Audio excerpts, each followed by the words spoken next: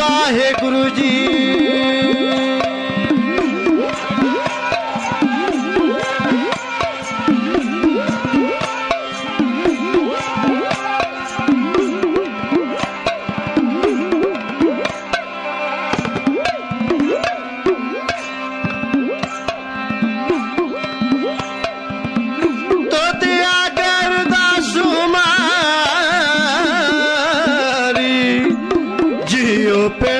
सब तेरा कहो नानक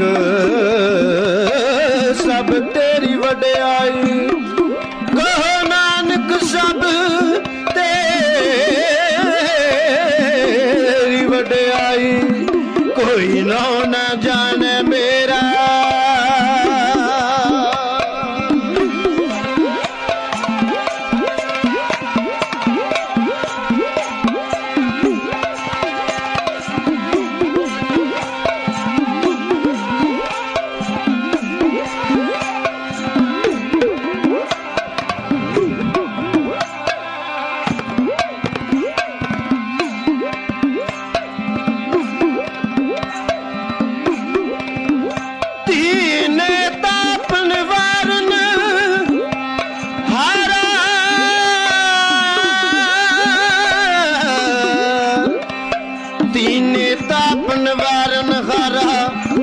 दुख हनता सुख रास, ताको बिगन ना को लागे, जाकी प्रभ आगर दास।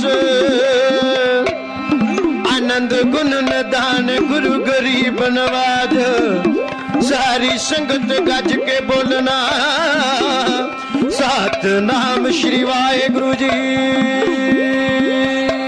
दीनन की प्रतिपाल करे नंद संत वारगनी मन गारे, पाश पशु नगनाथ नराध सर्व समय सबको पद पारे।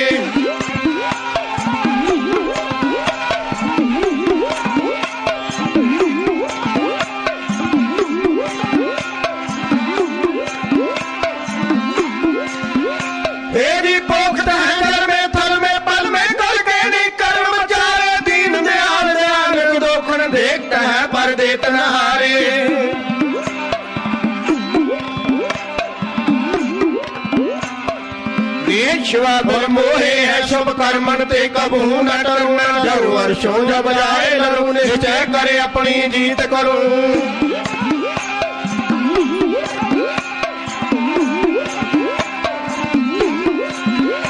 आए सिखूं अपने ही मन को लाल जो गुण तो चुरू, जब आप कियो दिन जान बने अत हीरन में तब जूझ मरूं। बेनती मेरी है बेनती, संग ते गुरां दिए कह दो वाहेगुरु।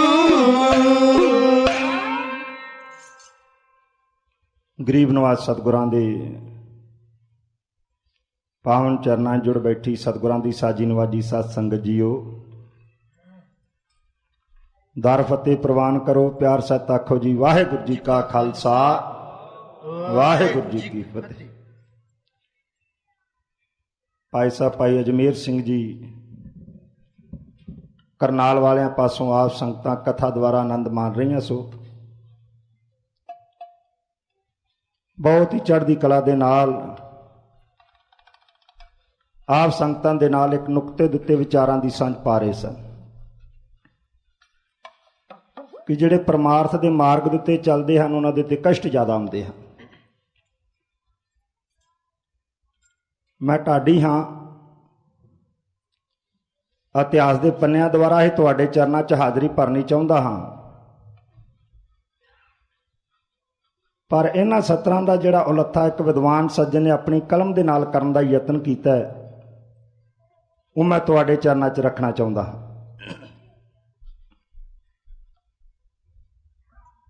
एक विद्वान सज्जन ने चंद सत्रां लिखियां। वो लिखदा कहंदा पानी भरन गई एक सुंदरी हथ कड़ा पलमाई। कोई मटियार सी पानी भरन वास्ते तुरी जा रही है, हाथ विच कड़ा लमका के तुरी जा रही है। ਵਿਦਵਾਨ ਸੱਜਣ ਵੇਖ ਰਿਹਾ ਸੀ, ਉਹਨੇ ਕਲਮ ਚੁੱਕੀ, ਸਤਰਾਂ ਲਿਖੀਆਂ। ਉਹ ਕਹਿੰਦਾ, ਖੂਹ ਤੇ ਜਾ ਗਲ ਰੱਸੀ ਪਾ ਕੇ ਦਿੱਤਾ ਵਿੱਚ ਲਟਕਾਈ। ਖੂਹ ਦੀ ਸਰਦਲ ਦੇ ਉੱਤੇ ਰੱਖ ਕੇ ਉਹਨੇ ਘੜੇ ਦੇ ਗਲ ਵਿੱਚ ਫਾਂਸੀ ਦਾ ਫੰਦਾ ਪਾ ਕੇ ਘੜੇ ਨੂੰ ਖੂਹ ਵਿੱਚ ਲਟਕਾ ਦਿੱਤਾ। ਫਿਰ ਕਵੀ ਲਿਖਦਾ, ਹਾਏ ਰੱਬਾ, ਘੜੇ ਨੇ ਪੁੱਛਿਆ, ਘੜਾ ਬੇਜਾਨ ਹੈ, ਕਿਸੇ ਨਾਲ ਗੱਲ ਨਹੀਂ ਕਰ ਸਕਦਾ, ਪਰ ਕਵੀ ਦੀ ਕਲਮ ਵਿੱਚ ਜਾਨ ਹੋਵੇ ਤੇ ਪੱਥਰਾਂ ਕੋਲੋਂ ਗੱਲਾਂ ਕਰਵਾ ਦਿੰਦਾ ਹੈ। ਉਹਨੇ ਦੋ ਪਾਤਰ ਬਣਾਏ। ਘੜੇ ਦੀ ਜਗ੍ਹਾ ਸਾਡੇ ਵਰਗੇ ਦੁਨਿਆਵੀ ਮਨੁੱਖਾਂ ਨੂੰ ਦਿੱਤੀ ਤੇ ਮੁਟਿਆਰ ਦੀ ਜਗ੍ਹਾ ਉਸਨੇ ਪ੍ਰਮਾਤਮਾ ਨੂੰ ਦਿੱਤੀ। ਦੋ ਪਾਤਰ ਬਣਾ ਲਏ। ਜਿਸ ਤਰ੍ਹਾਂ ਭਾਈ ਸਾਹਿਬ ਜੀ ਹੁਣੇ ਬਚਨ ਕਰਕੇ ਗਏ ਨੇ, ਅਸੀਂ ਕਹਿੰਦੇ ਅਸੀਂ ਰੋਜ਼ਾਨਾ ਗੁਰੂ ਘਰ ਜਾਂਦੇ ਹਾਂ, ਪਾਠ ਕਰਦੇ ਹਾਂ, ਸੁਖਨੀ ਸਾਹਿਬ ਦਾ ਜਾਪ ਕਰਦੇ ਹਾਂ, ਕਸ਼ਟ ਬੜੇ ਆਉਂਦੇ ਹਨ। ਮੈਂ ਰੋਜ਼ ਨਿਤਨੇਮ ਕਰਦਾ ਹਾਂ ਜਾਂ ਕਰਦੀ ਹਾਂ, ਪਰ ਕਸ਼ਟ ਆਉਂਦੇ ਹਨ। ਉਹ ਘੜੇ ਨੇ ਸਵਾਲ ਕੀਤਾ, ਮਨੁੱਖੀ ਜੀਵ ਨੇ ਸਵਾਲ ਕੀਤਾ। ਉਹ ਕਹਿੰਦਾ, ਹਾਏ ਰੱਬਾ, ਘੜੇ ਨੇ ਪੁੱਛਿਆ, ਚੱਕ ਚੜਿਆ, ਪੱਠ ਪੁੱਜਿਆ, ਇਹ ਵੱਡ ਕਠਨ ਤਪੱਸਿਆ ਕੀਤੀ, ਤਾਂ ਵੀ ਗਲ ਵਿੱਚ ਫਾਹੀ। ਮੈਨੂੰ ਚੱਕ ਤੇ ਚਾੜ ਕੇ ਮੇਰਾ ਸਰੀਰ ਬਣਾਇਆ, ਮੈਨੂੰ ਅੱਗ ਵਿੱਚ ਤਪਾਇਆ ਗਿਆ, ਮੈਂ ਬੜੀ ਭਾਰੀ ਕਠਨ ਤਪੱਸਿਆ ਕੀਤੀ ਹੈ, ਮੇਰੇ ਗਲ 'ਚ ਤਾਂ ਵੀ ਫਾਂਸੀ ਦਾ ਫੰਦਾ। ਮੈਂ ਸਵੇਰੇ ਸ਼ਾਮ ਵਾਹਿਗੁਰੂ ਵਾਹਿਗੁਰੂ ਦਾ ਜਾਪ ਕਰਦਾ ਹਾਂ ਜਾਂ ਕਰਦੀ ਹਾਂ, ਮੈਨੂੰ ਤਾਂ ਵੀ ਮੁਸੀਬਤਾਂ। ਤੋ ਕਵੀ ਲਿਖਦਾ, ਇਹ ਗੱਲ ਸੁਣ ਕੇ ਕਿਹਾ ਸੁੰਦਰੀ, ਰੱਬ ਨੇ ਜਵਾਬ ਦਿੱਤਾ। ਕੀ ਕਹਿੰਦਾ ਹੈ? ਇਹ ਗੱਲ ਸੁਣ ਕੇ ਕਿਹਾ ਸੁੰਦਰੀ, ਬੀਬਾ ਕਿਸ ਗੱਲ ਤੇ ਭਲਮਾਇਆ, ਹਠੀਏ ਤਪੀਏ ਦਿਲਾਂ ਦੇ ਥੋਥੇ ਤੈਂ ਅੰਦਰ ਕੁਛ ਨਹੀਂ ਪਾਇਆ। ਕਿਹੜੀ ਗੱਲ ਦਾ ਮਾਣ ਕਰਦਾ? ਸਰੀਰ ਬੜਾ ਸੋਹਣਾ ਹੈ, ਬਾਣਾ ਬੜਾ ਸੋਹਣਾ ਹੈ, ਦਾੜਾ ਬੜਾ ਸੁੰਦਰ ਹੈ, ਸੋਹਣੀ ਦਸਤਾਰ ਹੈ, ਗਾਤਰੇ ਸ੍ਰੀ ਸਾਹਿਬ ਹੈ, ਚੋਲਾ ਬੜਾ ਸੁੰਦਰ ਹੈ, ਪਰ ਅਜੇ ਤੱਕ ਤੇਰੇ ਹਿਰਦੇ ਚੋਂ ਨਹੀਂ ਨਿਕਲਿਆ ਤੇ ਕਿਸੇ ਦਾ ਮਾੜਾ ਸੋਚਣਾ ਬਾਹਰ ਨਹੀਂ ਨਿਕਲਿਆ। ਤੂੰ ਕਿਸੇ ਦਾ ਹੱਕ ਖਾਣਾ ਨਹੀਂ ਛੱਡਿਆ, ਤੂੰ ਗਰੀਬ ਨੂੰ ਸਤਾ ਕੇ ਖੁਸ਼ ਹੁੰਨਾ ਹੈ, ਕਿਸੇ ਦੇ ਦੁੱਖ ਵਿੱਚ ਤੈਨੂੰ ਮਜ਼ਾ ਆਉਂਦਾ ਹੈ, ਤੇਰੇ ਹਿਰਦੇ 'ਚ ਅਜੇ ਤੱਕ ਨਹੀਂ ਪੂਰਨ ਤੌਰ ਦਿੱਤੇ ਵਸਿਆ ਤੇ ਸਤਨਾਮ ਸ਼੍ਰੀ ਵਾਹਿਗੁਰੂ ਦਾ ਜਾਪ ਨਹੀਂ ਵਸਿਆ। ਜਿਹੜਾ ਬਚਨ ਕਰਕੇ ਗਏ ਨੇ, ਜਿਹੜੇ ਅਭਿਆਸੀ ਨੇ, ਮੇਰੇ ਵਰਗਿਆਂ ਦੀ ਗੱਲ ਨਹੀਂ, ਮੈਂ ਆਪਣੀ ਗੱਲ ਨਹੀਂ ਕਰਦਾ, ਮੈਂ ਤੇ ਤੁਹਾਡੇ ਵਰਗੇ ਵਿਦਵਾਨਾਂ ਦੀ ਸ਼੍ਰੇਣੀ ਵਿੱਚ ਨਹੀਂ ਆਉਂਦਾ। ਤੁਹਾਡੇ ਵਰਗੇ ਜਿਹੜੇ ਸਵੇਰੇ ਸ਼ਾਮ ਵਾਹਿਗੁਰੂ ਦਾ ਜਾਪ ਕਰਦੇ ਨੇ, ਕਦੀ ਵਿਸਰ ਜਾਵੇ ਜਿਸ ਤਰ੍ਹਾਂ ਉਹਨਾਂ ਨੇ ਬੇਨਤੀ ਕੀਤੀ ਹੈ ਹੁਣੇ ਕਿ ਸਾਰਾ ਦਿਨ ਇਸ ਤਰ੍ਹਾਂ ਮਹਿਸੂਸ ਹੁੰਦਾ ਜਿਸ ਤਰ੍ਹਾਂ ਕੋਈ ਗਵਾਚ ਗਿਆ, ਉਹ ਖੁਰਾਕ ਨਹੀਂ ਮਿਲੀ। ਮੁਟਿਆਰ ਨੇ ਆਖਿਆ, ਕਿਹੜੀ ਗੱਲ ਦਾ ਹੰਕਾਰ ਕਰਦਾ? ਇਹ ਗੱਲ ਸੁਣ ਕੇ ਕਿਹਾ ਸੁੰਦਰੀ, ਬੀਬਾ ਕਿਸ ਗੱਲ ਤੇ ਭਲਮਾਇਆ, ਹਠੀਏ ਤਪੀਏ ਦਿਲਾਂ ਦੇ ਥੋਥੇ ਤਾਂ ਅੰਦਰ ਕੁਛ ਨਹੀਂ ਪਾਇਆ। ਤੂੰ ਅੰਦਰੋਂ ਖਾਲੀ ਹੈ, ਸਰੂਪ ਤੇਰਾ ਬੜਾ ਵਧੀਆ ਹੈ, ਟੌਰ ਤੇਰਾ ਬੜਾ ਹੈ, ਦਸਤਾਰ ਤੇਰੀ ਬੜੀ ਗੋਲ ਹੈ, ਗੱਲਾਂ ਬੜੀਆਂ ਮਿੱਠੀਆਂ ਮਿੱਠੀਆਂ ਸਟੇਜ ਉੱਤੇ ਬੈਠ ਕੇ ਤੂੰ ਕਰਦਾ ਹੈ। ਤੋ ਸਿਆਣੇ ਬੰਦੇ ਜਿਹੜੇ ਹੁੰਦੇ ਨੇ ਉਹ ਕਿਸੇ ਦੀ ਗੱਲ ਮੰਨ ਲੈਂਦੇ ਨੇ, ਮੇਰੇ ਵਰਗੇ ਛੋਟੀ ਮੱਤ ਦੇ ਇਨਸਾਨ ਨਹੀਂ ਮੰਨਦੇ। ਘੜੇ ਨੇ ਸੋਚ ਲਿਆ ਕਿ ਮੇਰੇ ਵਿੱਚ ਔਗਣ ਹੈ, ਮੈਂ ਖਾਲੀ ਹਾਂ, ਹੁਣ ਕੀ ਪਾਵਾਂ? ਉਹਨੂੰ ਲਾਗੇ ਕੁਝ ਨਾ ਲੱਭਾ, ਉਸਨੇ ਪਾਣੀ ਵੇਖਿਆ। ਕਵੀ ਲਿਖਦਾ, ਇਹ ਗੱਲ ਸੁਣ ਕੇ ਸਿਰ ਨੀਵਾਂ ਕਰ, ਘੜੇ ਨੇ ਸਿਰ ਨੀਵਾਂ ਕਰ ਲਿਆ, ਮੇਰੇ 'ਚ ਗਲਤੀ ਹੈ। ਜਿਹੜਾ ਬੰਦਾ ਆਪਣੇ ਆਪ ਨੂੰ ਮਾਰ ਲਵੇ ਉਹ ਸਿਰ ਨੀਵਾਂ ਕਰ ਲੈਂਦਾ, ਘੜੇ ਨੇ ਸਿਰ ਨੀਵਾਂ ਕਰ ਲਿਆ। ਸਾਡੀ ਫਨ ਉੱਚੀ ਦੀ ਉੱਚੀ ਰਹਿ ਜਾਂਦੀ ਹੈ, ਅਸੀਂ ਨਹੀਂ ਨੀਵਾਂ ਕਰਦੇ। ਜੰਮਿਆ ਕੌਣ ਆ ਮੈਨੂੰ ਨੀਵਾਂ ਕਰਨ ਵਾਲਾ ਹੋਵੇ? ਮੈਂ ਤਾਂ ਸਾਰਿਆਂ ਨਾਲੋਂ ਵਿਦਵਾਨ ਹਾਂ, ਮੇਰੀ ਗੱਲ ਨੂੰ ਕੋਈ ਕੱਟਣ ਵਾਲਾ ਹੈ? ਘੜੇ ਨੇ ਇਹ ਗੱਲ ਨਹੀਂ ਆਖੀ। ਇਹ ਗੱਲ ਸੁਣ ਕੇ ਸਿਰ ਨੀਵਾਂ ਕਰ, ਜਦ ਲਭਾਂ ਲੱਭ ਭਰਿਆ, ਉਹ ਮੁਟਿਆਰ ਉਹਨੂੰ ਉਹਨਾਂ 'ਚ ਡੁਬਕੀਆਂ ਦਿੰਦੀ ਰਹੀ ਜਿੰਨਾ ਚਿਰ ਉਹ ਖਾਲੀ ਸੀ, ਊਣਾ ਸੀ। ਜਿਸ ਤਰ੍ਹਾਂ ਅਸੀਂ ਡੁਬਕੀਆਂ ਖਾਂਦੇ ਹਾਂ, ਜਦੋਂ ਭਰ ਗਿਆ ਮੁਟਿਆਰ ਨੇ ਝਾਤੀ ਪਾ ਕੇ ਵੇਖਿਆ ਉਹਨੂੰ ਭਰ ਗਿਆ। ਕਵੀ ਕਹਿੰਦਾ, ਖਿੱਚ ਉਤਾਂ, ਆਹਿਸਤਾ ਆਹਿਸਤਾ ਬੜੇ ਪ੍ਰੇਮ ਦੇ ਨਾਲ ਉਹਨੂੰ ਬਾਹਰ ਕੱਢ ਲਿਆ। प्यार नाल फड़ के सरदल ते रख लिया, खिचो तां ला गल फाही, सैल कुड़ी सिर धरिया।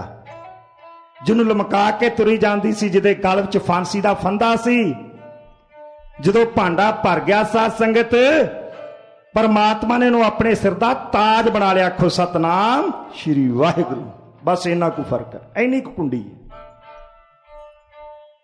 जिन्ना चिर खाली आ, सानू ठोकरां भी वजणियां ने, तकलीफां भी आउणियां ने। फर्क इन्ना कि जदों असीं खाली आ, सानू दुख ज्यादा व्यापदे हन, सुखां विच असीं बड़े खुश हुंदे हां। तां ही किसी विद्वान सज्जन ने आख्या, कहंदा तमन्नाओं में उलझाया गया हूं। बच्चा जन्म लैंदा सी, कहने तेरा चाचा ही, ताया ही, मामा ही, मासड़ ही।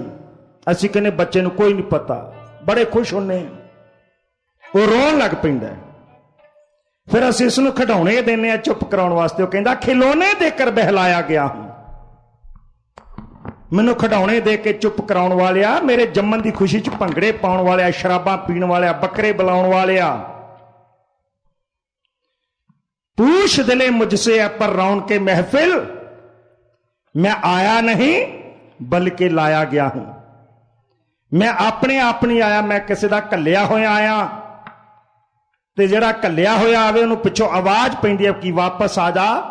जदों मैनूं आवाज पै गई ना, किहड़ी घल्ले आवे नानका सदे उठी जाए, उदों तू रोना बड़ाई।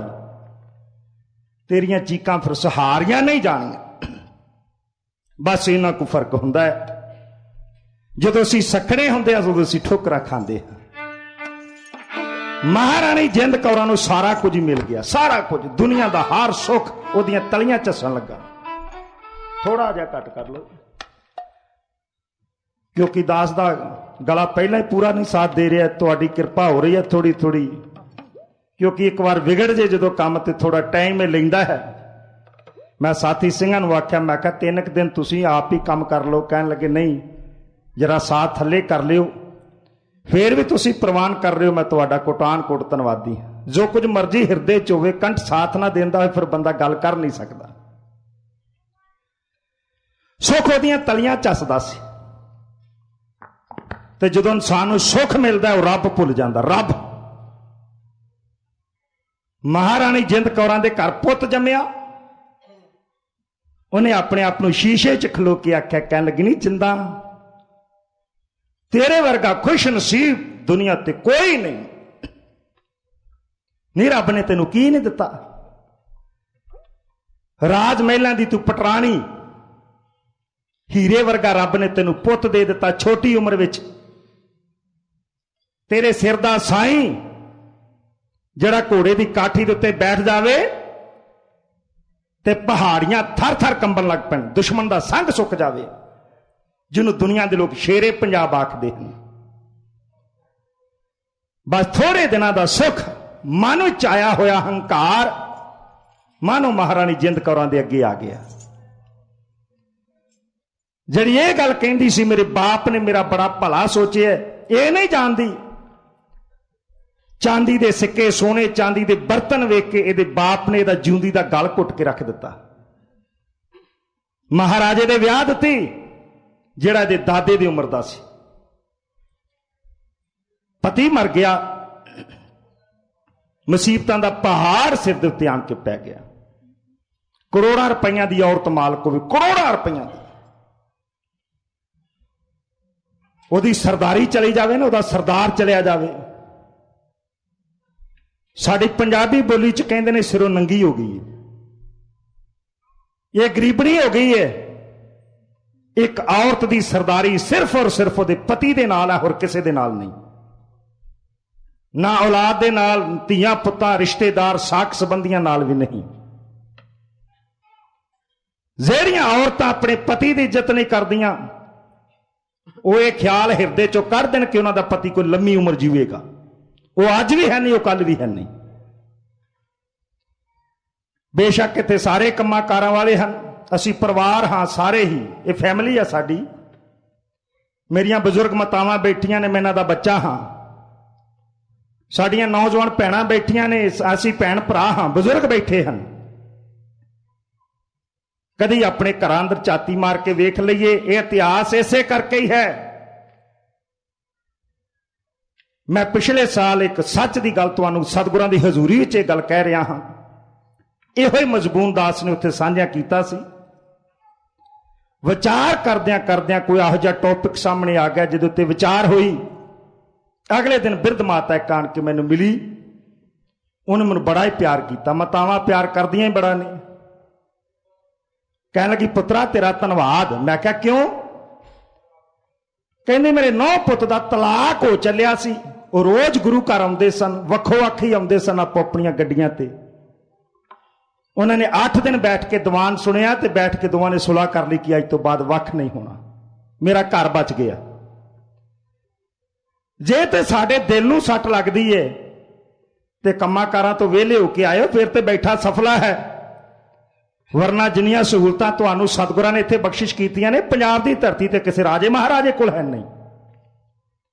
मेरे वर्गे ने तो सुपने च भी इहो जिहे सुख ना वेखे होणगे जो सतगुरु ने तुहानूं बख्शिश कीते होए हन।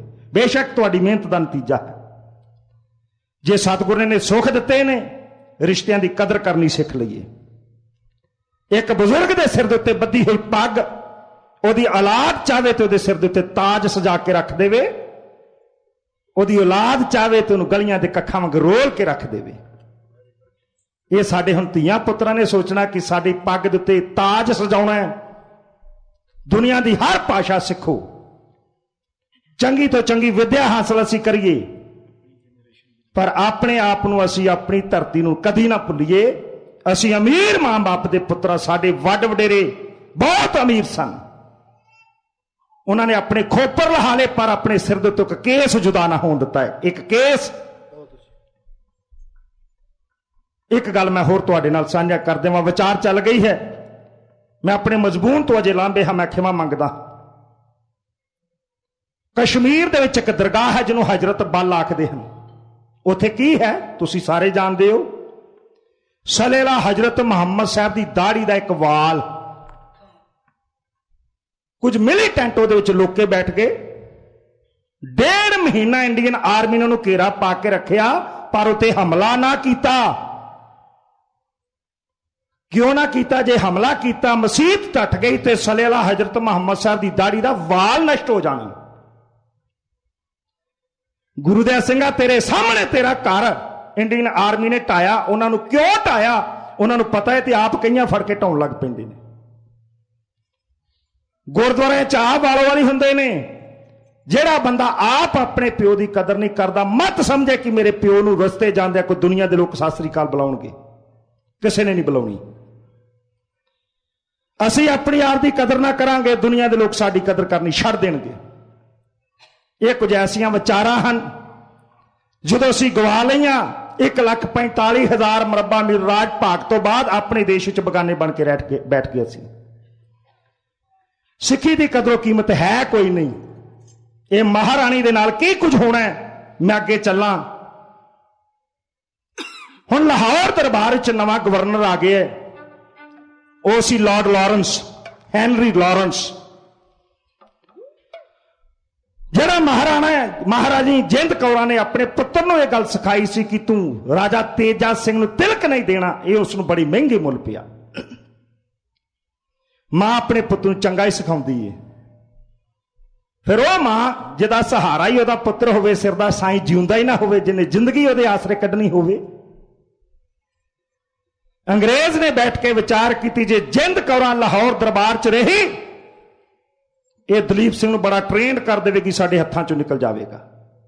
शर्त के मुताबिक जिदन बालग हो गया असीं खालसा राजे के हवाले करना है, तो असीं उन्हें लायक नहीं रहन देना कि खालसा राज सांभ सके। असीं इहदा सब कुछ खोना है। उन्होंने प्रोग्राम बनाया कि महाराणी जिंद कौरां बालक दलीप सिंह जुदा कर दिता जाए। 18 अगस्त सन 1837 ईस्वी नूं, माफ करना 47 ईस्वी नूं लाहौर दरबार च एक मीटिंग सदी गई जिहदे च प्रोग्राम बनाया गया कि 19 अगस्त वाले दिन दलीप सिंह नूं सैर दे बहाने दूर खड़िया जाएगा, महाराणी जिंद कौर नूं लाहौर दरबार च दस्तबरदार कर दिता जाएगा। ਇਹਦੇ ਨਾਲ कुछ चुनिंदा नौकर जाणगे। ਮਹਾਰਾਣੀ ਜਿੰਦ ਕੌਰਾਂ ਨੂੰ ਕਿੱਥੇ ਪਹੁੰਚਾਇਆ ਜਾਵੇਗਾ? ਜਿੱਥੇ ਕਦੀ ਇਸਦੇ ਭਣਵਈਏ ਨੂੰ ਸਰਦਾਰ ਧਿਆਨ ਸਿੰਘ ਡੋਗਰੇ ਨੇ ਪਹੁੰਚਾਇਆ ਸੀ, ਸ਼ੇਖੂਪੁਰ ਦੇ ਕਿਲੇ ਵਿੱਚ, ਜਿੱਥੋਂ ਕੋਈ ਜਿਉਂਦੇ ਜੀ ਬਾਹਰ ਨਹੀਂ ਨਿਕਲ ਸਕਦਾ। ਅਗਲਾ ਦਿਨ ਚੜਿਆ ਸਰਦਾਰ ਗੁਲਾਬ ਸਿੰਘ ਕਸ਼ਮੀਰ ਵਾਲਾ ਨਹੀਂ, ਗੁਲਾਬ ਸਿੰਘ ਅਟਾਰੀ ਵਾਲਾ ਮਹਾਰਾਜਾ ਦਲੀਪ ਸਿੰਘ ਨੂੰ ਸੈਰ ਦੇ ਬਹਾਨੇ ਹਾਥੀ ਦੇ ਉੱਤੇ ਬਿਠਾ ਕੇ ਲੈ ਗਿਆ। ਹੀਰਾ ਸਿੰਘ ਮਹਾਰਾਣੀ ਜਿੰਦ ਕੌਰਾਂ ਦੇ ਭਰਾ ਨੇ ਆਣ ਕੇ ਇਸ ਨੂੰ ਇਹਦੀ ਖਬਰ ਦਿੱਤੀ ਕਿ ਤੁਹਾਨੂੰ ਹੁਣ ਲਾਹੌਰ ਛੱਡ ਕੇ ਜਾਣਾ ਪਵੇਗਾ। ਉਹ ਵਿਚਾਰੀ ਚੁੱਪ ਕਰਕੇ ਬੈਠ ਗਈ, ਪੁੱਤ ਨੂੰ ਮਿਲਣ ਵੀ ਨਾ ਦਿੱਤਾ, ਤੁਰਨ ਲੱਗੀਆਂ, ਜੁਦਾ ਕਰ ਲਿਆ। ਉਹਨੇ ਬੇਨਤੀ ਕੀਤੀ ਕਿ ਮੈਂ ਲਾਰਡ ਲਾਰੈਂਸ ਨੂੰ ਮਿਲਣਾ ਚਾਹੁੰਦੀ ਹਾਂ। ਉਹਨੇ ਇਨਕਾਰ ਕਰ ਦਿੱਤਾ, ਮੈਂ ਨਹੀਂ ਮਿਲ ਸਕਦਾ, ਮੇਰੇ ਕੋਲ ਸਮਾਂ ਹੈ ਨਹੀਂ। ਮਹਾਰਾਣੀ ਜਿੰਦ ਕੌਰਾਂ ਨੇ ਤਰਲਾ ਲੈ ਕੇ ਆਖਿਆ, ਮੈਂ ਆਪਣੇ ਪਤੀ ਦੀ ਸਮਾਧ ਦੇ ਉੱਤੇ ਤੇ ਚਲੀ ਜਾਵਾਂ 2 ਮਿੰਟ। ਉਹਨਾਂ ਆਖਿਆ, ਹਾਂ ਜਾ ਸਕਦੇ ਹੋ। ਤਰੀਕਾਂ ਤੁਸਾਂ ਨੇ ਫਿਰ ਦੁਬਾਰਾ ਨੋਟ ਕਰੀ ਜਾਣੀਆਂ। 19 ਅਗਸਤ ਸਨ 1847 ਦਾ ਦਿਨ ਮਹਾਰਾਣੀ ਜਿੰਦ ਕੌਰਾਂ ਆਪਣੇ ਪ੍ਰਾਣ ਪਿਆਰੇ ਪਤੀ ਦੀ ਮੜੀ ਦੇ ਉੱਤੇ ਜਾ ਕੇ ਰੱਜ ਕੇ ਰੋਈ, ਆਪਣੇ ਹੰਝੂਆਂ ਨਾਲ ਧੋ ਕੇ ਕਹਿਣ ਲੱਗੀ, ਸਰਦਾਰਾ, ਮੜੀ ਵਿੱਚ ਸੁੱਤਿਆ ਛੇਰਾ, ਵੇਖ ਤੇਰੀ ਰਾਣੀ ਦਾ ਕੀ ਹਾਲ ਹੈ, ਜਿਹਨੂੰ ਤੂੰ ਮਹਿਬੂਬਾ ਕਹਿੰਦਾ ਸਾਂ। ਮੇਰੇ ਘਰ ਚੋਂ ਮੈਨੂੰ ਧੱਕੇ ਦੇ ਕੇ ਕੱਢਿਆ ਜਾ ਰਿਹਾ ਹੈ। ਮੈਂ ਛੋਟੀ ਹੁੰਦੀ ਨੇ ਸਿੱਖਿਆ ਆਪਣੇ ਘਰਾਂ ਚੋਂ, ਮੇਰਾ ਬਾਪੂ ਕਹਿੰਦਾ ਹੁੰਦਾ ਸੀ, ਧੀਏ, ਮਾਪਿਆਂ ਦੇ ਘਰੋਂ ਲੜਕੀ ਦੀ ਡੋਲੀ ਜਾਂਦੀ ਹੈ, ਸਹੁਰਿਆਂ ਦੇ ਘਰੋਂ ਦੀ ਅਰਥੀ ਨਿਕਲਦੀ ਹੈ। ਮੇਰੀ ਡੋਲੀ ਮੇਰੇ ਬਾਪੂ ਨੇ ਤੋੜ ਦਿੱਤੀ। ਜੇ ਸ਼ਾਹੀ ਮਹਾਲੇ ਚੋਂ ਮੇਰੀ ਅਰਥੀ ਨਿਕਲਣੀ ਸੀ, ਮੈਨੂੰ ਧੱਕੇ ਮਾਰ ਕੇ ਬਾਹਰ ਕੱਢਿਆ ਜਾ ਰਿਹਾ ਹੈ। ਪਤਾ ਨਹੀਂ ਮੈਂ ਕਿੱਥੇ ਜਾਵਾਂ। ਰੱਜ ਕੇ ਰੋ ਕੇ ਮਹਾਰਾਣੀ ਜਿੰਦ ਕੌਰਾਂ ਮਾਯੂਸ ਹੋ ਕੇ ਪੁੱਤਰ ਨੂੰ ਮਿਲੇ ਬਗੈਰ ਸ਼ੇਖੂਪੁਰ ਵੱਲ ਨੂੰ ਇਉਂ ਰਵਾਨਾ ਹੋ ਗਈ।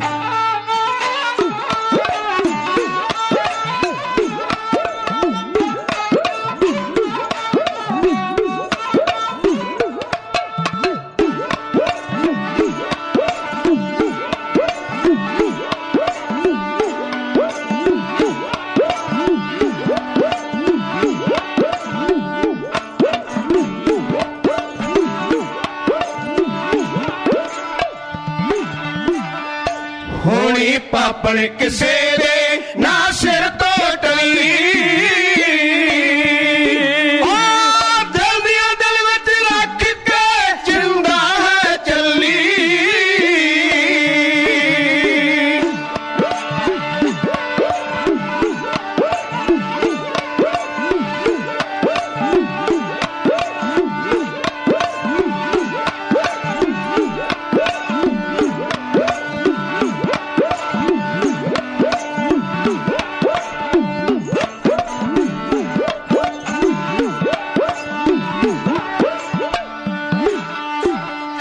ਦਿਲ ਦੀਆਂ ਦਿਲ ਵਿੱਚ ਰੱਖ ਕੇ ਜਿੰਦਾ ਹੈ ਚੱਲੀ। ਸਤਿਗੁਰ ਸ਼ੋਰੇ ਪੁੱਤ ਦੀ ਸੀਨੇ ਵਿੱਚ ਸੱਲੀ।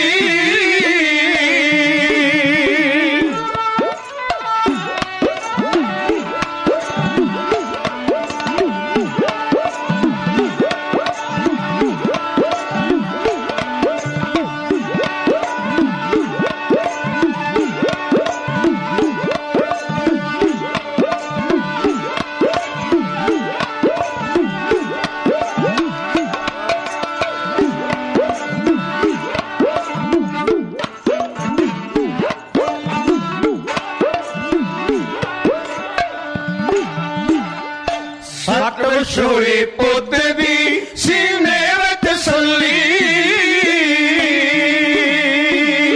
ਛੱਡ ਕੇ ਸਭ ਪਰਿਵਾਰ ਨੂੰ ਅੱਜ ਤੁਰ ਗਈ ਕੱਲੀ।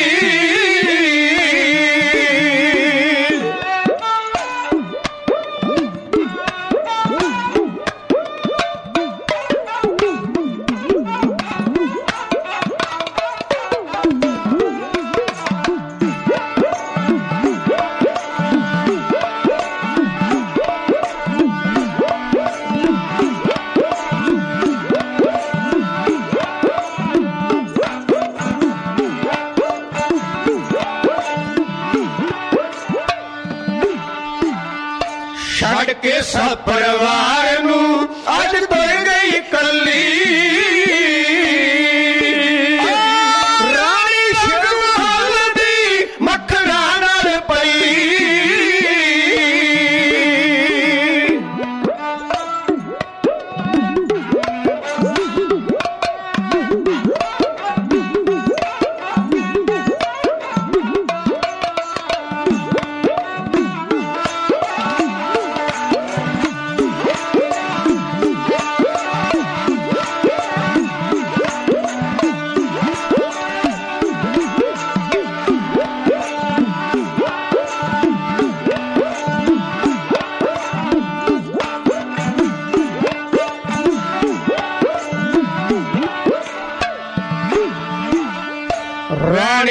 ਰੰਗ ਮਹੱਲ ਦੀ ਮੱਖਣਾ ਨਾਲ ਪੱਲੀ ਰੋਂਦੀ ਕਿਸਮ ਦਾਗ ਵਿੱਚ ਨਾ ਤਾਰੇ ਖੱਲੀ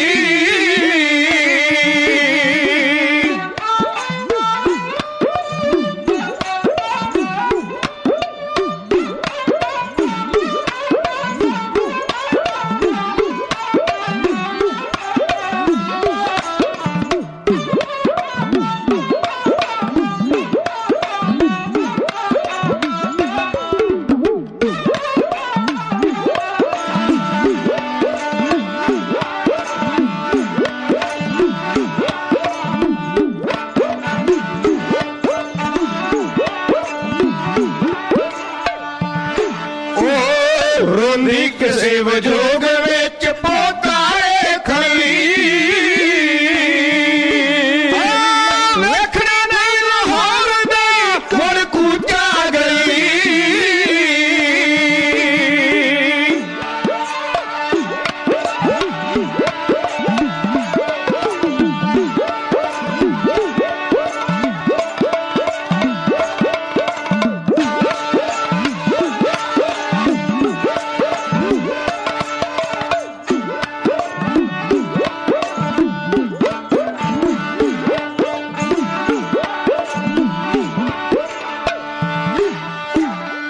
ਵੇਖਣੀ ਨਹੀਂ ਲਾਹੌਰ ਦੀ ਹੁਣ ਕੂਚਾ ਗਲੀ ਰੋਵੇ ਕਿਸਮਤ ਦਾਖ ਦੀ ਨਾ ਜਾਵੇ ਚੱਲੀ ਰੋਵੇ ਕਿਸਮਤ ਦਾਖ ਦੀ ਨਾ ਜਾਵੇ ਚੱਲੀ ਹੋ ਮਹਾਰਾਣੀ ਜਿੰਦ ਕੌਰਾਂ ਨੂੰ 19 ਅਗਸਤ ਸਨ 1847 ਵਾਲੇ ਦਿਨ ਲਾਹੌਰ ਦਰਬਾਰ ਚੋਂ ਦਸਤਬਰਦਾਰ ਕਰ ਦਿੱਤਾ ਗਿਆ। ਉਹਨੂੰ ਵਿਚਾਰੀ ਨੂੰ ਆਉਂ ਕੱਢਿਆ ਗਿਆ ਜਿੱਦਾਂ ਉਹ ਘਰ ਦੀ ਕੁਝ ਵੀ ਨਹੀਂ ਲੱਗਦੀ। ਇੱਕ ਔਰਤ ਆਪਣੀ ਸਾਰੀ ਜ਼ਿੰਦਗੀ ਦੇ ਦਿੰਦੀ ਆਪਣੇ ਸਹੁਰੇ ਪਰਿਵਾਰ ਨੂੰ, ਸਾਰੀ ਜ਼ਿੰਦਗੀ। ਪਤਾ ਨਹੀਂ ਕਿਸ ਤਰ੍ਹਾਂ ਦੀ ਕਿਸਮਤ ਪ੍ਰਮਾਤਮਾ ਨੇ ਲਿਖੀ ਹੋਈ ਹੈ। ਧੀ ਬਣ ਕੇ ਜਨਮ ਲੈਂਦੀ ਹੈ, ਜਿੰਨਾ ਚਿਰ ਵਿਆਹੀ ਨਹੀਂ ਜਾਂਦੀ ਉਹਦੇ ਆਪਣੇ ਮਾਂ-ਬਾਪ ਨੂੰ ਇਹ ਗੱਲ ਕਹਿੰਦੇ ਤੇਰਾ ਘਰ ਨਹੀਂ, ਤੇਰਾ ਘਰ ਕੋਈ ਹੋਰ ਹੈ। ਫਿਰ ਜਵਾਨ ਹੁੰਦੀ ਹੈ, ਵਿਆਹੀ ਜਾਂਦੀ ਹੈ, ਸਹੁਰੇ ਘਰ ਚਲੇ ਜਾਂਦੀ ਹੈ। ਉੱਥੇ ਵੀ ਜਦੋਂ ਕਿਤੇ 19-21 ਹੋ ਜਾਂਦੀ ਇਹੋ ਗੱਲ ਆਖੀ ਜਾਂਦੀ ਚੱਲ ਮੇਰੇ ਘਰੋਂ ਬਾਹਰ ਨਿਕਲ ਜਾ। ਉਹ ਵਿਚਾਰੀ ਸੋਚਦੀ ਹੈ ਕਿ ਮੇਰਾ ਘਰ ਕਦੋਂ ਬਣੇਗਾ, ਮੇਰਾ ਘਰ ਕਿੱਥੇ ਹੈ, ਮੈਂ ਕਿੱਥੇ ਰਵਾਂਗੀ। ਮਹਾਰਾਣੀ ਜਿੰਦ ਕੌਰਾਂ ਨੇ ਆਖਿਆ ਮੇਰਾ ਘਰ ਕਿਹੜਾ ਹੋਇਆ, ਮਾਪਿਆਂ ਦਾ ਮੇਰਾ ਘਰ ਨਹੀਂ। ਮੇਰੀ ਮਾਂ ਕਹਿੰਦੀ ਸੀ ਇਹ ਤੇਰਾ ਘਰ ਹੈ ਨਹੀਂ। ਪਤੀ ਦਾ ਘਰ ਸਮਝ ਕੇ ਇੱਥੇ ਆਈ। ਦੁਨੀਆ ਦਾ ਹਰ ਸੁੱਖ ਮੇਰੇ ਕਦਮ ਚੁੰਮਣ ਲੱਗਾ। ਅੱਜ ਮੈਨੂੰ ਉਸ ਘਰ ਵਿੱਚੋਂ ਬੇਗਾਨਿਆਂ ਕੱਢ ਕੇ ਬੇਗਾਨਿਆਂ ਨੇ ਬਾਹਰ ਸੁੱਟ ਦਿੱਤਾ। ਮੈਨੂੰ ਮੇਰੇ ਪੁੱਤ ਦੇ ਨਾਲ ਵੀ ਨਹੀਂ ਮਿਲਣ ਦਿੱਤਾ। ਉਹ ਵਿਚਾਰਾ ਜੇ ਜਾਣਦਾ ਕੀ ਹੈ, ਪੌਣੇ 9 ਮਹੀਨੇ ਉਮਰ ਹੀ ਕੀ ਹੋਇਆ ਕਰਦੀ ਹੈ। ਪੌਣੇ 9 ਸਾਲ, ਮਾਫ ਕਰਨਾ, ਪੌਣੇ 9 ਸਾਲ ਉਮਰ ਹੀ ਕੀ ਹੋਇਆ ਕਰਦੀ ਹੈ। ਪਰ ਤੁਰੀ ਜਾ ਰਹੀ ਹੈ। 7-8 ਨਾਲ ਗੋਲੀਆਂ ਹਨ। ਤੁਰਨ ਤੋਂ ਪਹਿਲਾਂ ਉਹਨੂੰ ਇੱਕ ਤੋਹਫਾ ਦਿੱਤਾ ਗਿਆ ਅੰਗਰੇਜ਼ਾਂ ਨੇ। ਉਹ ਇਹ ਦਿੱਤਾ ਗਿਆ ਕਿ ਜਿਹੜੀ 1.5 ਲੱਖ ਰੁਪਈਆ ਤੁਹਾਡੀ ਸਾਲਾਨਾ ਪੈਨਸ਼ਨ ਸੀ, ਤੁਹਾਨੂੰ ਕਿਉਂਕਿ ਹੁਣ ਲੋੜ ਨਹੀਂ, ਤੁਹਾਡਾ ਪੁੱਤਰ ਤੁਹਾਡੇ ਨਾਲ ਵੱਖਰਾ ਕਰ ਦਿੱਤਾ ਗਿਆ, ਉਹਦਾ ਖਰਚਾ ਅਸੀਂ ਚੁੱਕਣਾ ਹੈ। ਪੰਜਾਬ ਦਾ ਬਾਦਸ਼ਾਹ ਹੋਵੇ ਮਹਾਰਾਜਾ ਦਲੀਪ ਸਿੰਘ ਤੇ ਖਰਚਾ ਚੁੱਕਣਾ ਹੋਵੇ ਅੰਗਰੇਜ਼ਾਂ ਨੇ, ਕਿਉਂਕਿ ਉਹਦਾ ਖਰਚਾ ਹੁਣ ਸਾਡੇ ਸਿਰ ਦੇ ਉੱਤੇ ਹੈ।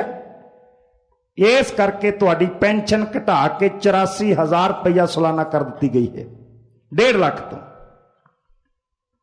ਹਾਂ, ਤੁਸੀਂ ਕੁਝ ਗਹਿਣੇ ਖੜਨਾ ਚਾਹੁੰਦੇ ਹੋ ਤਾਂ ਬੇਸ਼ੱਕ ਲਿਜਾ ਸਕਦੇ ਹੋ। ਮਹਾਰਾਣੀ ਜਿੰਦ ਕੌਰਾਂ ਨੂੰ ਸ਼ੇਖੂਪੁਰ ਪਹੁੰਚਾ ਦਿੱਤਾ ਗਿਆ, ਨਜ਼ਰ ਬੰਦ ਕਰ ਦਿੱਤਾ ਗਿਆ, ਪੈਰਾ ਸਖਤ ਕਰ ਦਿੱਤਾ ਗਿਆ। ਹੁਣ ਦੂਸਰੇ ਪਾਸੇ ਮਹਾਰਾਜਾ ਦਲੀਪ ਸਿੰਘ ਸਰਦਾਰ ਗੁਲਾਬ ਸਿੰਘ ਦੇ ਨਾਲ ਹਾਥੀ ਦੇ ਉੱਤੇ ਸਵਾਰ ਹੋ ਕੇ ਸੈਰ ਕਰਨ ਵਾਸਤੇ ਗਿਆ। ਸ਼ਾਮ ਪਈ। ਬੱਚਿਆਂ ਦੀ ਫਿਤਰਤ ਹੈ, ਕਦੀ ਆਪਣੇ ਘਰ 'ਚ ਛੋਟੇ ਛੋਟੇ ਬੱਚਿਆਂ ਨੂੰ ਵੇਖੋ, ਇਹਨਾਂ ਨੂੰ ਜਿੱਥੇ ਮਰਜ਼ੀ ਲੈ ਜਾਓ, ਸਾਰਾ ਦਿਨ ਘੁਮਾਉਂਦੇ ਰਹੋ। दुनिया भर ਦੀਆਂ ਚੰਗੀਆਂ ਚੰਗੀਆਂ ਚੀਜ਼ਾਂ ਲਿਆ ਕੇ ਇਹਨਾਂ ਦੇ ਕਦਮਾਂ 'ਚ ਰੱਖ ਦਿਓ, ਪਰ ਜਦੋਂ ਸ਼ਾਮ ਪੈਗੀ हर चीज ਨੂੰ ठोकर मार के बच्चा मां की गोद लभेगा, मैं घर जाना, मैं मां को जाना। पौने 9 साल के दलीप सिंह ने सरदार गुलाब सिंह ਨੂੰ आख्या, कहन लगा सरदार जी मैं घर जाना, अपनी मां को जाना। हदायत सी कि अज रात दलीप सिंह घर नहीं आना चाहिए। गुलाब सिंह ने आख्या तुसी मेरा नक वढाओगे, तुहाडे रहन बहन का किड्डा वड्डा प्रबंध किया है अंग्रेज ने, हर सुख है। दलीप सिंह वेख के हैरान हो गया, उत्थे तंबू लगे हुए सन, रात की रिहाइश का सारा प्रबंध सी, चंगे चंगे पकवान सन। इतिहास नूं पढ़ के वेखिए दलीप सिंह ने किसी एक चीज नूं मूंह तक नहीं लाया, बुरकी मूंह नहीं पाई, उन्हें कुछ ना खादा। वो सारी रात भुखा रहा और जिद करता रहा कि मैं अपनी मां को जाना है, मैं मां नूं मिलना जाके, मैं अपनी मां को जाना है। आखिर अगला दिन चढ़िया, दलीप सिंह नूं नाल लैके गुलाब सिंह वापस लाहौर दरबार विच आया। हाथी तो थले उतरिया, महल्ला वाल दौड़ा गया, सब तो पहला सम्मण बुर्ज च चढ़िया, जाके लभदा मैं अपनी मां नूं दसांगा मैं कित्थे सैर करके आया, की कुछ वेख के आया, की कुछ वेख के आया, मैं अपनी मां नूं मिलना। जो मां सम्मण बुर्ज च नहीं लभी, वो थले कमरियां च वेखदा, 4 चफेरे पाउंदा है, किते उहनूं मां नजर नहीं आउंदी। 4 चफेरे वेख के मां मां पुकारदा होया ठंडे फर्श दे उत्ते बैठ जांदा, आखिर तरले लैंदा, की कह रहा सरन करो सत्संग।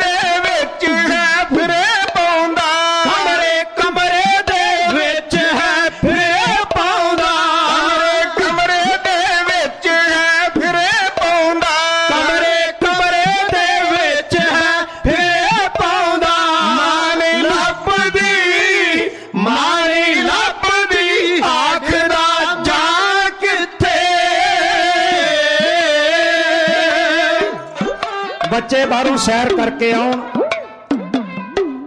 घर आण के अपने मां बाप नूं सारियां गल्लां दसदे ने, मैं आ कुछ वेखिया, मैं आ करके आया, मैं खेड के आया। सरदार दलीप सिंह दे मन च चाह सी मैं घर जावांगा, मैं अपनी मां नूं सारा शहर दा हाल दसांगा, मैं किथे किथे की कुछ वेख के आया सब कुछ दसांगा। ये दसन दे वास्ते नूं भुख नहीं लगी हुई, प्यास नहीं लगी। और दौड़ा जाके पौड़ियां चढ़दा होया सम्मण बुर्ज गया, जिथे महारानी जिंद कौर बैठिया करदी सी। उन्होंने मां नहीं लभी।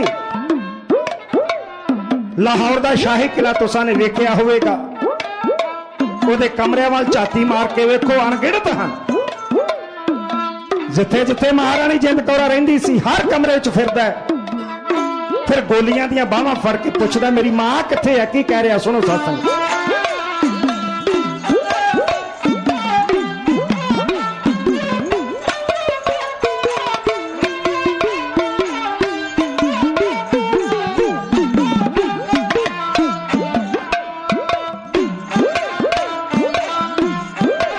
ਸਭੇ ਗੋਲੀਆਂ ਬੂਹੇ ਵਿੱਚ ਬੁਸਕਦੀਆਂ ਸਨ, ਸਭੇ ਗੋਲੀਆਂ ਬੂਹੇ ਵਿੱਚ ਬੁਸਕਦੀਆਂ ਸਨ, ਬੁਸਕਦੀਆਂ ਸਨ, ਬੁਸਕਦੀਆਂ ਸਨ, ਸਭੇ ਗੋਲੀਆਂ ਬੂਹੇ ਵਿੱਚ ਬੁਸਕਦੀਆਂ ਸਨ, ਸਭੇ ਗੋਲੀਆਂ ਬੂਹੇ ਵਿੱਚ ਬੁਸਕਦੀਆਂ ਸਨ, ਸਭੇ ਗੋਲੀਆਂ ਬੂਹੇ ਵਿੱਚ ਬੁਸਕਦੀਆਂ ਸਨ। ਇਹ ਸੋਚਦਾ ਹੋਵੰਦੀ ਹਾਂ ਕਿੱਥੇ,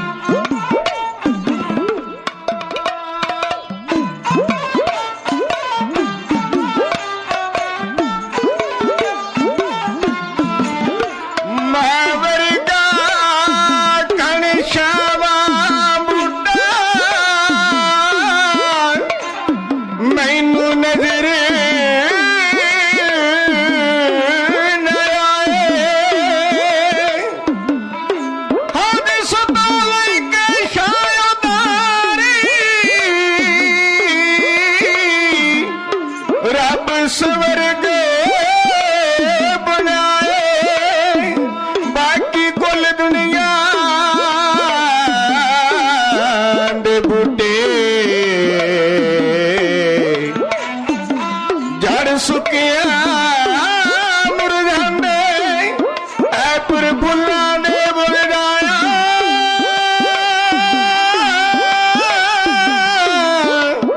ਇਹ ਮਾਂ ਬੂਟਾ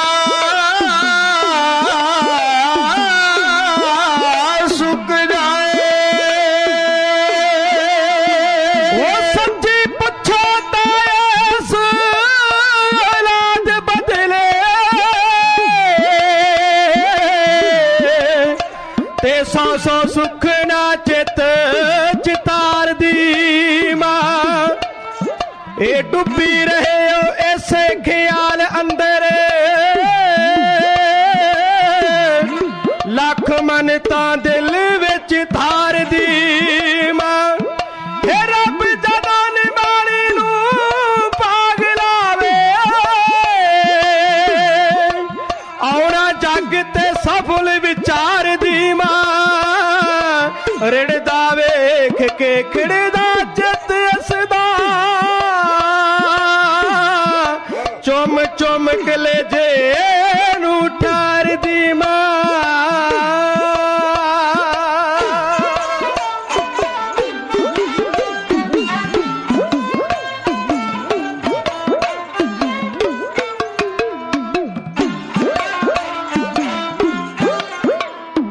ਖੇਡਣ ਲਈ ਜਾਂਦਾ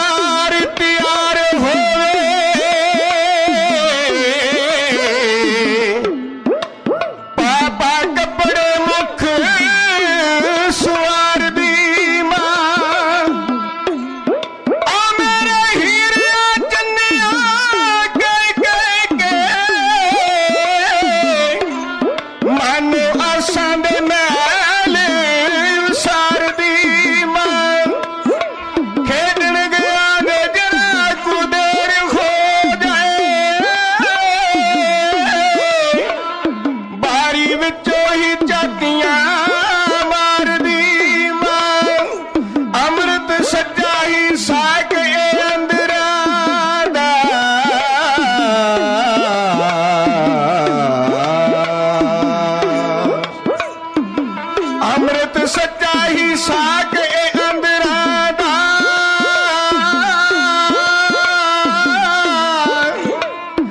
ਸੱਚਮੁੱਚ ਹੁੰਦੀ ਪੁਤਲੀ ਪਿਆਰ ਦੀ ਮਾਂ।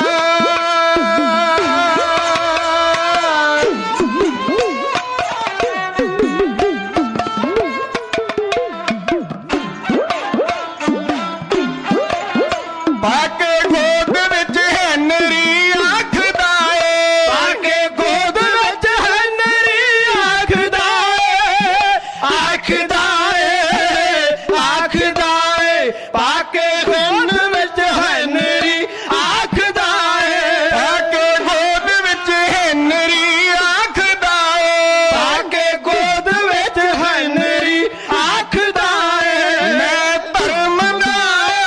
ਮੈਂ ਧਰਮ ਦਾ ਹੋਇਆ ਹਾਂ ਬਾਪ ਤੇਰਾ।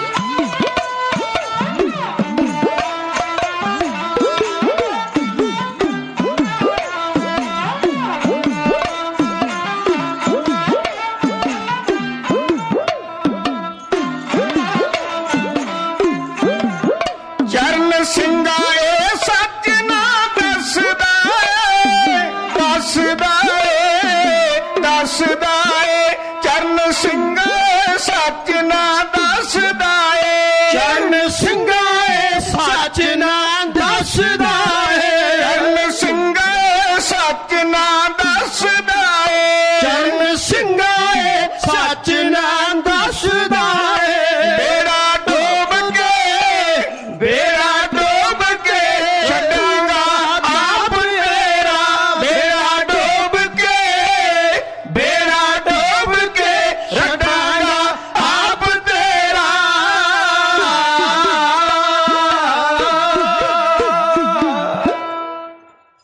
ਮਹਾਰਾਜਾ ਦਲੀਪ ਸਿੰਘ ਫਰਸ਼ ਦੇ ਉੱਤੇ ਬੈਠਾ ਹੋਇਆ ਹੈ।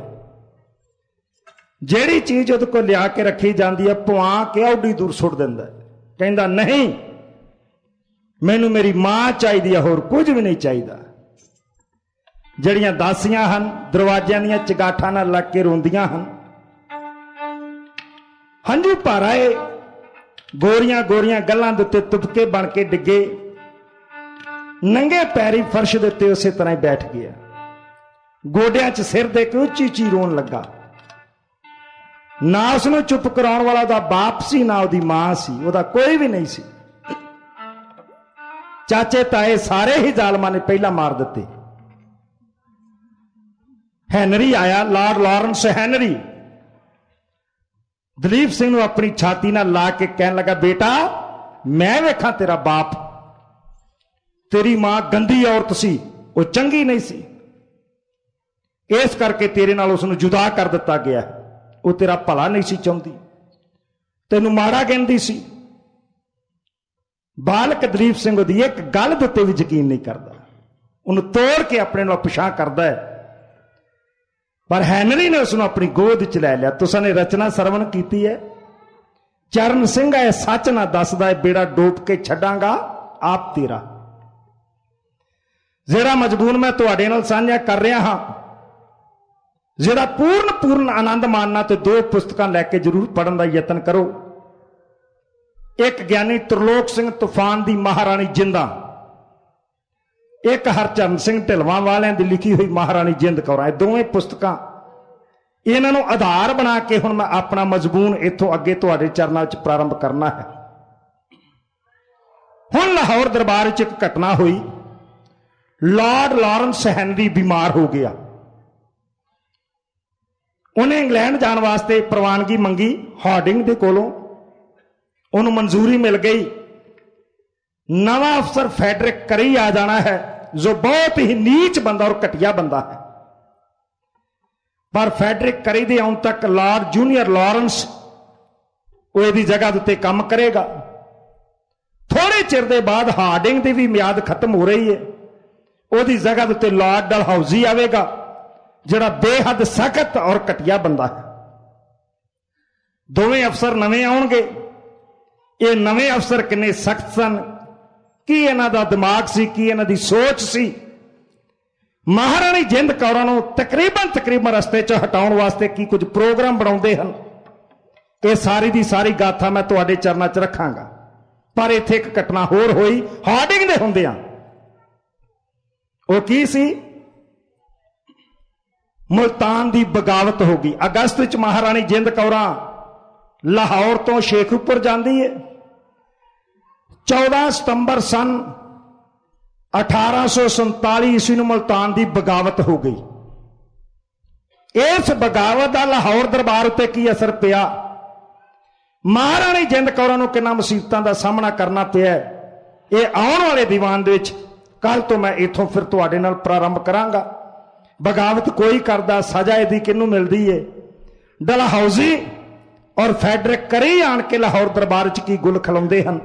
ਕੱਲ ਦੇ ਦੀਵਾਨ ਨੂੰ ਫਿਰ ਇੱਥੋਂ ਹੀ ਆਪਣੇ ਮਜ਼ਮੂਨ ਨੂੰ ਤੁਹਾਡੇ ਚਰਨਾਂ 'ਚ ਪ੍ਰਾਰੰਭ ਕਰਾਂਗਾ। ਜੋ ਤੁਸੀਂ ਸਨੇਹ ਪ੍ਰਗਟ ਕਰ ਰਹੇ ਹੋ, ਮੈਂ ਤੁਹਾਡੇ ਸਾਰਿਆਂ ਦੇ ਹਾਰਦਿਕ ਸਨੇਹ ਦਾ ਤਹਿ ਦਿਲ ਤੋਂ ਧੰਨਵਾਦੀ ਹਾਂ। ਸਾਰੀਆਂ ਸੰਗਤਾਂ, ਸਾਰੀਆਂ ਮਾਤਾਵਾਂ ਬਹੁਤ ਹੀ ਪਿਆਰ ਔਰ ਸਨੇਹ ਦਾ ਪ੍ਰਗਟਾਵਾ ਕਰਦੀਆਂ ਹਨ। ਮੈਂ ਆਪ ਜੀ ਦਾ ਰਿਣੀ ਹਾਂ ਇਸ ਸਨੇਹ ਦਾ। 14 ਤਰੀਕ ਤੱਕ ਆਪ ਸੰਗਤਾਂ ਦੇ ਚਰਨਾਂ 'ਚ ਹਾਜ਼ਰੀ ਭਰਨੀ ਹੈ। ਉਸ ਤੋਂ ਬਾਅਦ ਦਾਸ ਨੇ ਇੰਡੀਆ ਚਲੇ ਜਾਣਾ ਹੈ। ਜਿੰਨੀ ਵੀ ਸੇਵਾ ਤੁਹਾਡੇ ਚਰਨਾਂ 'ਚ ਕਰ ਸਕਿਆ ਉਸ ਨੂੰ ਤੁਸਾਂ ਨੇ ਪ੍ਰਵਾਨ ਕਰਨਾ। ਹੋਈਆਂ ਭੁੱਲਾਂ ਦੀ ਖਿਮਾ ਦਿੰਦੇ ਹੋਏ ਪਿਆਰ ਸਤ ਫਤਿਹ ਬੁਲਾਓ ਤੇ ਆਖੋ ਜੀ ਵਾਹਿਗੁਰੂ ਜੀ ਕਾ ਖਾਲਸਾ, ਵਾਹਿਗੁਰੂ ਜੀ ਕੀ ਫਤਿਹ।